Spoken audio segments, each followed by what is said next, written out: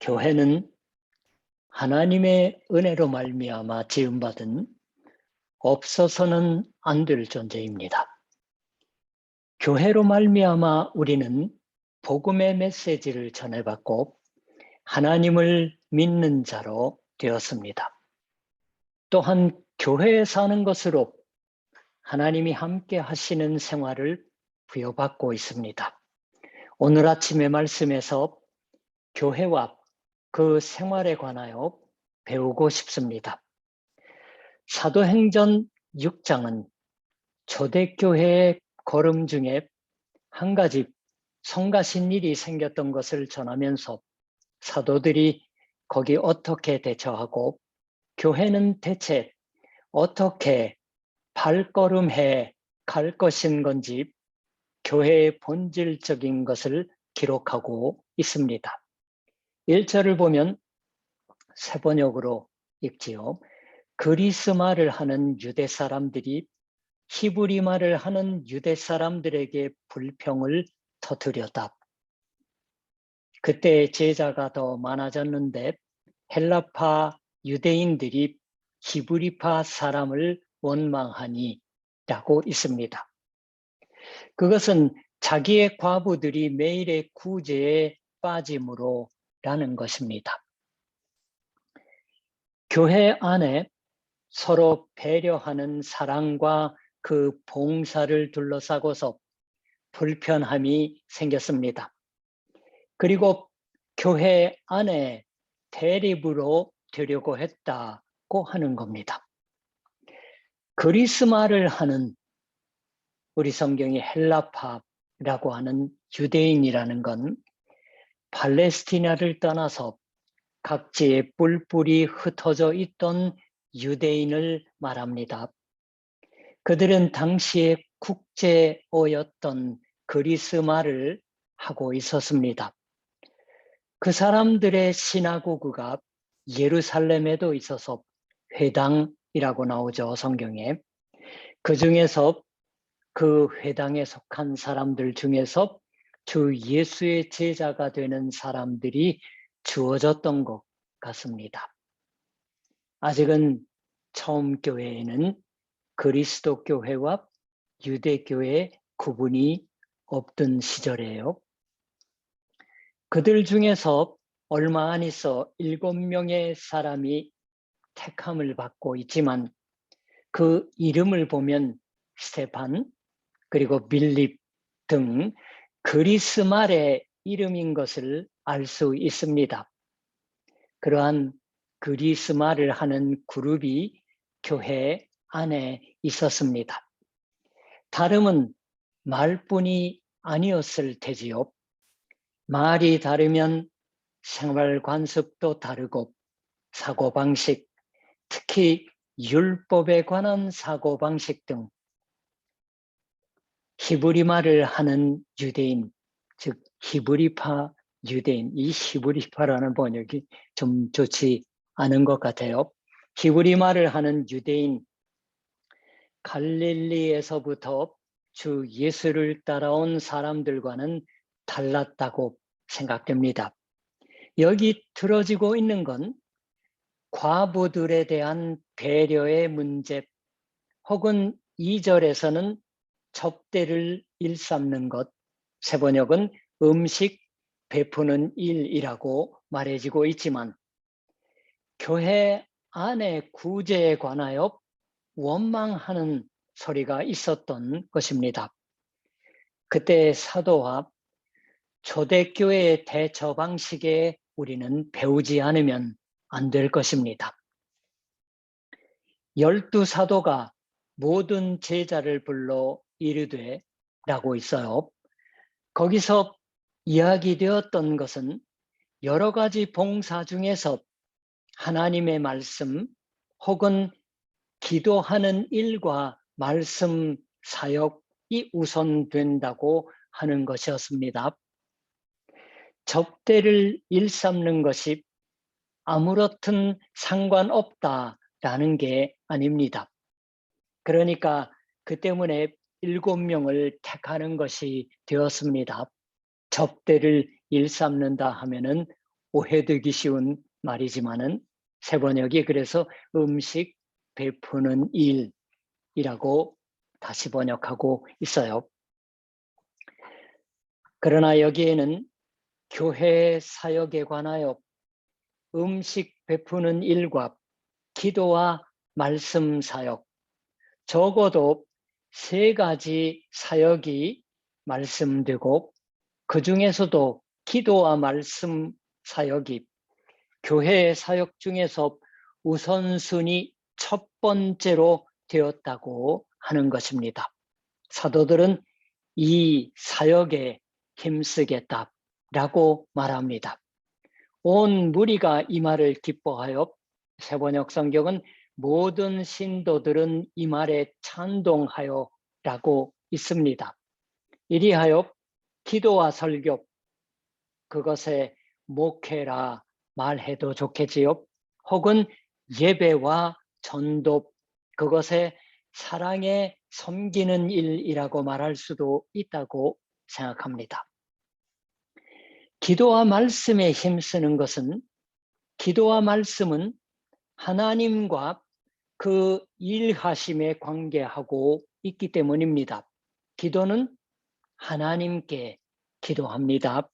말씀은 하나님과 그 일하심을 사람들에게 전하는 것을 말합니다.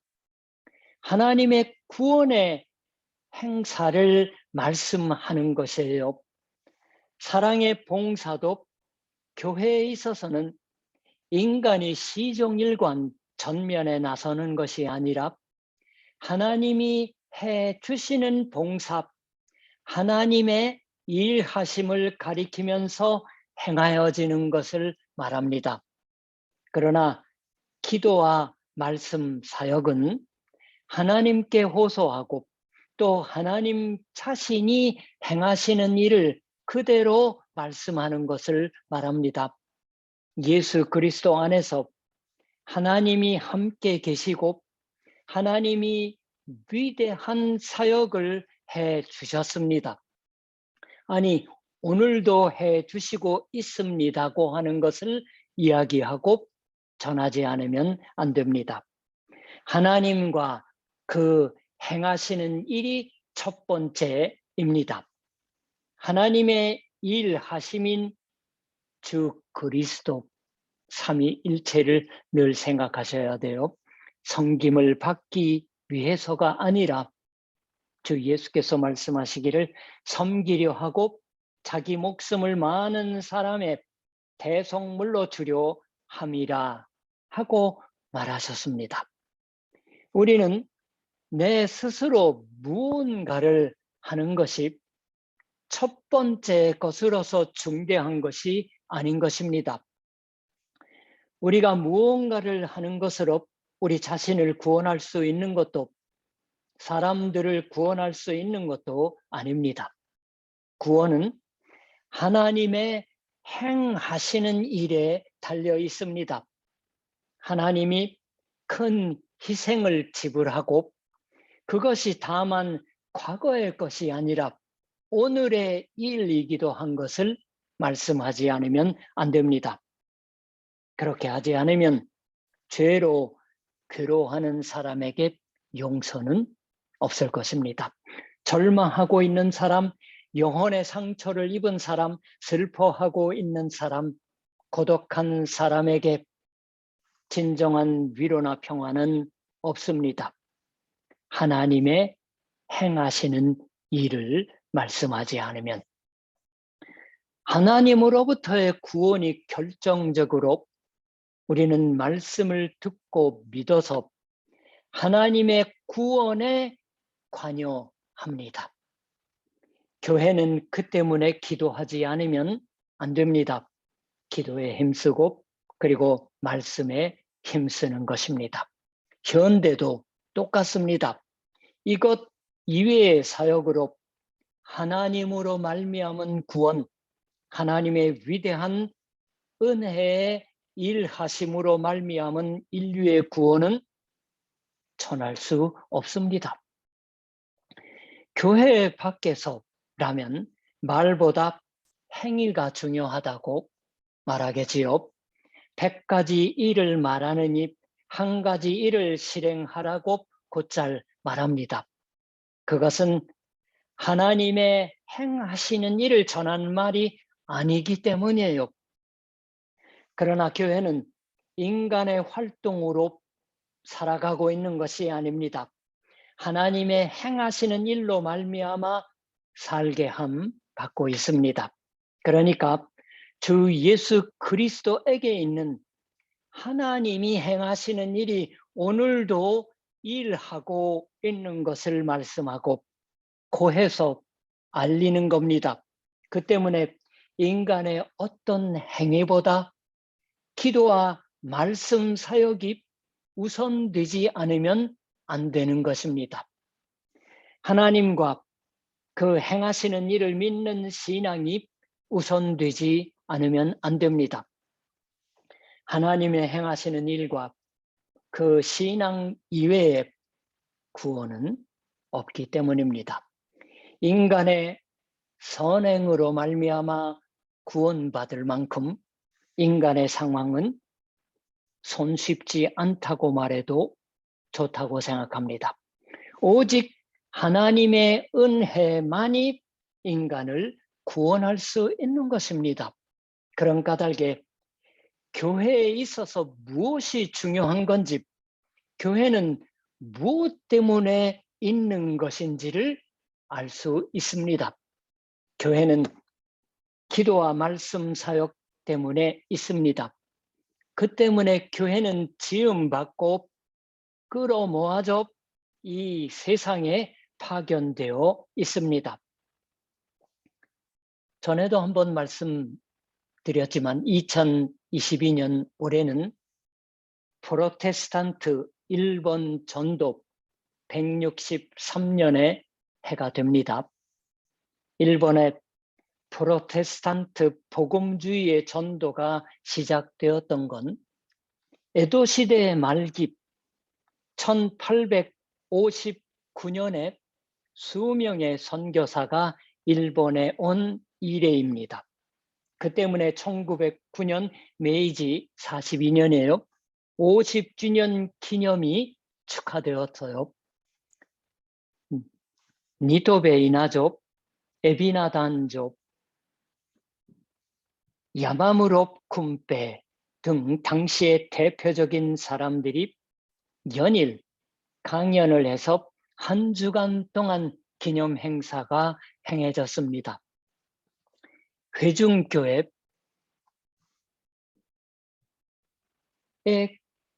고사키 히로미치가 준비위원장을 맡았다고 있습니다. 연일 매우 성대한 모임이었다고 전해지고 있습니다. 그리스도교 전 신도수가 아직 7만 5천 명이었던 시대입니다. 일본에요. 조선 그리스도교에서는 1909년 9월부터 1911년 3월까지 100만 명 신자 달성을 목표로 세우고 전국적으로 전개한 초교파적 부흥운동이 있던 시대입니다. 여러분, 1910년에 무엇이 있었죠? 한일합병이 있었습니다. 일본의 프로테스탄트 50주년 1909년이에요. 목사의 수도 적은 시대입니다. 그때 우에무라 마사히사, 일본 기독교단에서는 유명한 분이에요. 한 말이 인상적입니다. 목사의 수의 적음은 문제 아니다. 많을 정도다. 요컨대 중대한 것은 단 하나라고 말했습니다. 가장 중요한 것은 즉 목사가 스스로 믿음이 두터운 자가 되는 것입니다. 라고 말하고서 요한 위슬레가 한 말을 소개했습니다. 죄를 미워하고 하나님 외에 아무것도 두려워하지 않는 사람이 100명 있다면 세계를 움직일 수가 있다라고. 교회에 중대한 것은 한 가지입니다. 목사를 비롯해 교회의 신도 스스로가 믿음 두터운 자가 되는 것을 말합니다. 그리고 기도와 말씀 사역을 우선순위 첫 번째로 하는 것입니다.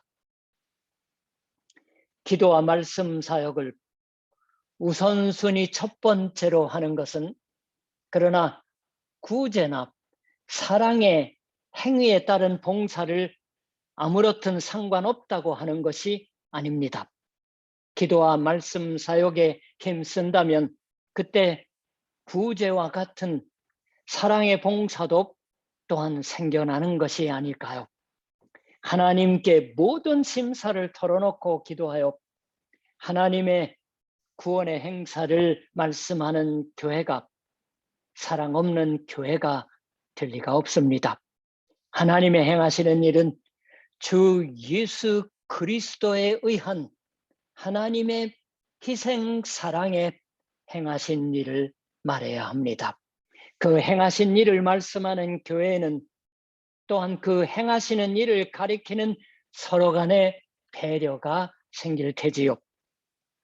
서로 돕는 구제가 생기는 것이 참다운 교회입니다. 서로 돕는 구제가 생기는 것은 우리가 자신의 행위를 노골적으로 드러내는 일이 아니라 주 그리스도의 희생에 하나님의 사랑에 봉사하는 일을 말합니다. 여기에 매일의 구제, 세번역은 날마다 구호 음식을 나누어 받는 일이라고 번역되고, 또 접대를 일삼는 것, 세번역은 음식 베푸는 일이라고 되어 있는 것, 구제 또는 구호 음식을 나누어 받는 일 또는 일삼는 것, 베푸는 일이라고 번역되어 있는 것은 어느 쪽이나 다 똑같은 말, 봉사, 즉 디아코니아라는 말입니다. 그것은 말씀의 봉사라는 것과 똑같은 봉사라는 말입니다. 같은 디아코니아라는 말로 말씀의 봉사와 나란히 매일의 봉사, 접대의 봉사라고 말씀했던 겁니다.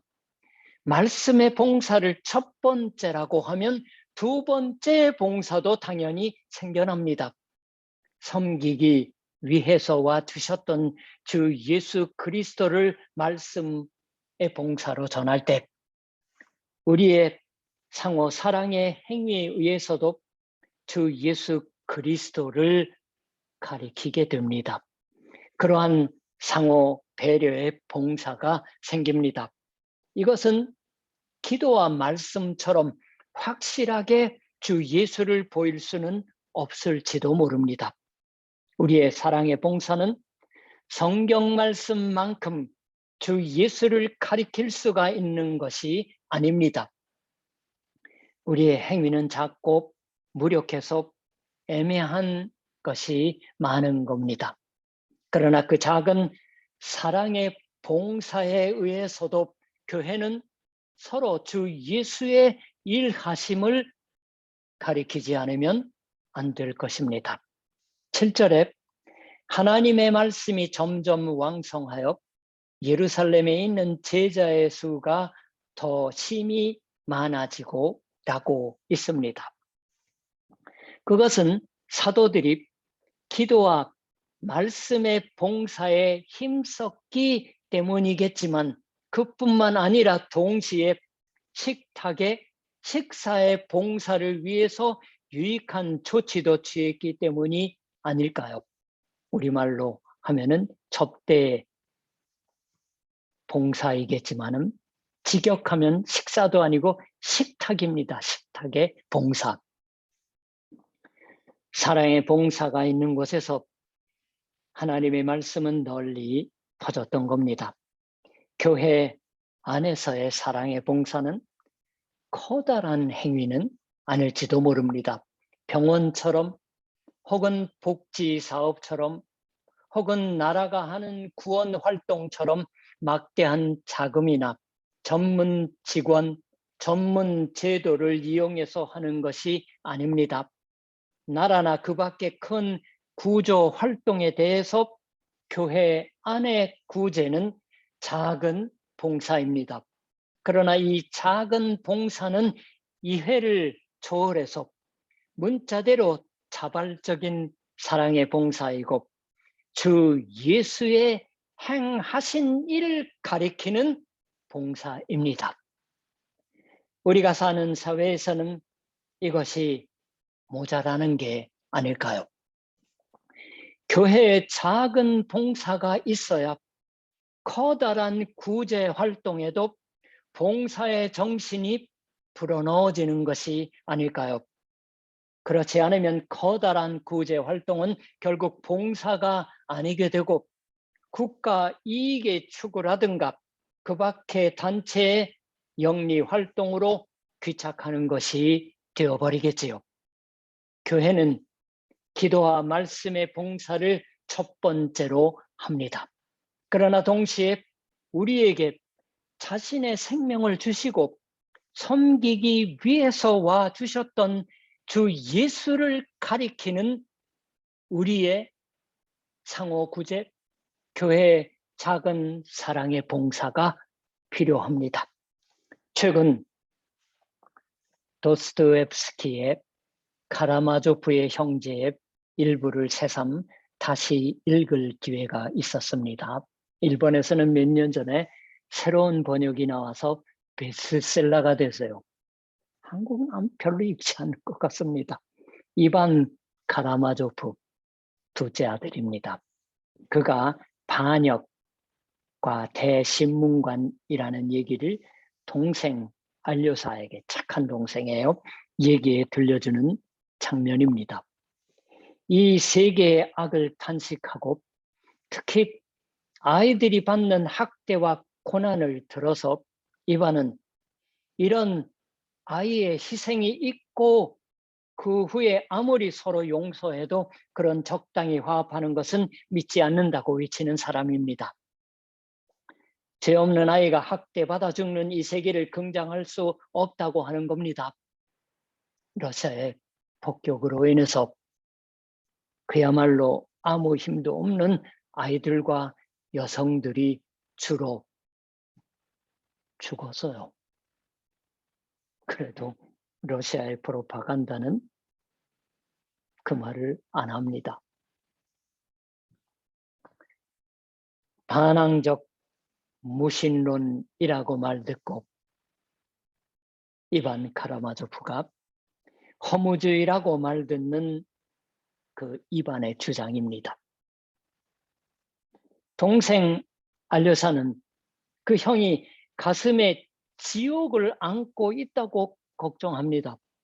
이 하나님이 세상을 이처럼 사랑하사라고 요한복음서가 전해주는 세계를, 이 세계를 긍정하지 못하고 어떻게 인생을 살아갈 수 있을까요?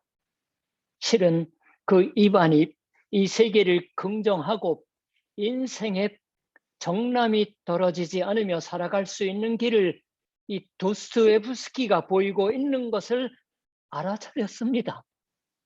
이반은 안료사를 향해서 말합니다. 내가 이 세계의 어딘가에 있다고 생각만 해도 나는 충분히 인생의 정남이 떨어지지 않으며 있을 수 있다라고. 안료사처럼 남을 사랑하는 사람이 현실로 이 세상에 있습니다. 그것을 아는 사람은 아는 사람에게 살 힘을 줍니다. 예수 그리스도를 믿고 있는 사람이 남을 사랑하는 사람이 되고 있습니다. 그러한 사람이 있다라고 인생의 정남이 떨어지지 않으며 있을 수 있다고 하는 겁니다. 이것은 정말입니다. 일상의 교회 안에도 그러한 사람을 봅니다. 작은 행위일지라도 자신을 희생해서 다른 사람을 위해서 시간을 쓰고 있는 사람이 있습니다. 교회에는 그러한 사람이 있을 터입니다. 있는 것이 교회입니다. 교회는 주 예수의 희생, 주 예수의 사랑의 봉사로 살고 함 받고 있기 때문입니다. 세상의 교회가 기도와 말씀의 봉사를 첫 번째로 하는 것과 더불어 거기에서부터 그리스도의 사랑을 가리키는 상호 사랑에 사는 참다운 교회로서 전진할 수가 있도록 기도해야 하겠습니다. 기도합시다. 하나님, 사도행전의 말씀이 전해주고 있는 초대교회에 아마 처음 기록되어 나오는 볼썽사나운 일이 될 법한 문제가 생겼었습니다. 같은 유대인이면서 자라 성장한 배경의 차이로 말미암아 평소 사용하는 언어가 그러한 볼썽사나운 일의 시초가 되었는지도 모르겠습니다. 그러나 사도들과 교회의 그때의 취한 조처를 사도행전의 말씀을 통해서 우리가 배우면서 우리 또한 우리가 하는 모든 봉사의 행위가 주 예수 그리스도를 가리키는 행위인 것을 새삼 깨닫게 됩니다. 하나님, 참으로 요즘에 러시아에 의한 우크라이나를 향한 무차별한 공격을 보면 미움이 넘쳐납니다. 어찌할 수 없는 증오 또한 생겨나곤 합니다. 그러나 우리 주 예수 그리스도의 사랑의 행위를 우리들의 자그마한 말과 행위가 가리키는 교회이게 하여 주시옵소서. 참된 교회로서의 우리의 봉사의 활동이 하나님을 더욱 증언하는 세상을 향한 보이는 봉사이게 하여 주시옵소서. 예수님의 이름으로 기도드립니다. 아멘.